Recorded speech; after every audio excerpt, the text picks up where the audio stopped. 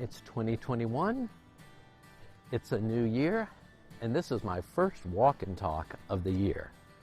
And what I'm going to do for the next couple of episodes is I'm going to be talking about email marketing. And specifically, I'm going to be talking about things people do wrong with their email marketing.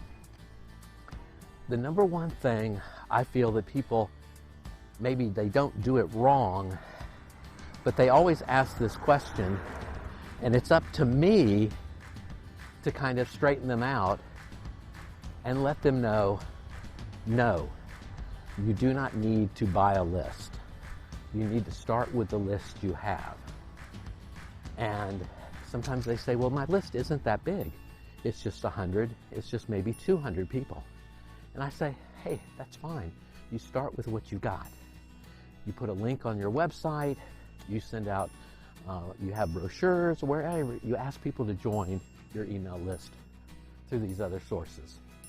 You grow your list. Every time you're talking to someone, you say, hey, can I add you to my email list? I know it takes a little extra work, but this is what happens when you buy an email list. You send out that first email, and it gets dinged. What I mean by that is, you have a ton of people reporting you as spam. They don't know who you are. You get a ton of people unsubscribing. They don't know who you are. And what happens when all that takes place? You get dinged by a reputable email marketing company like a Constant Contact, who I work for, and there's many others that would do the exact same thing, because you're sending emails to people who never asked for them. You see, when you upload your email list, you click a little button that certifies you know all the people you're sending to. In other words, their friends, their associates, their customers, they know you, and they don't mind receiving information from you. When you upload a spam list, is what I'll call it, or what you might call your mailing list, but it's really a spam list. Those people don't know you.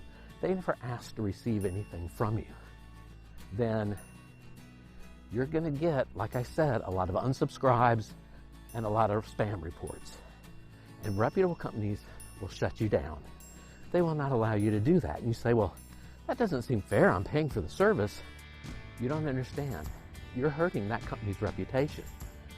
Companies like Constant Contact work real hard to be known as reputable deliverers of content.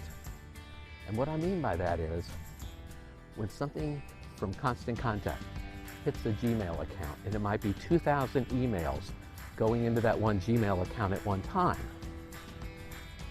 the natural reaction for Gmail is to say, that's spam. But then they see it's coming from a company like Constant Contact, and instead of saying, oh, that's spam, shut it down, they say, no, that is a very reputable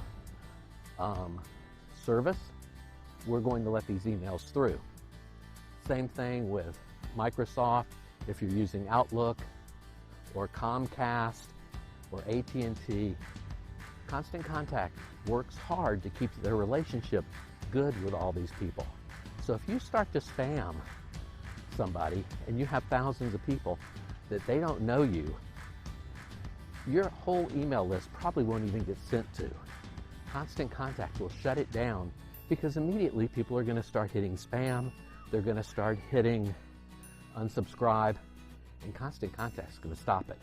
The other people on the other end won't have to do it, because Constant Contact wants to keep a good reputation for all their customers.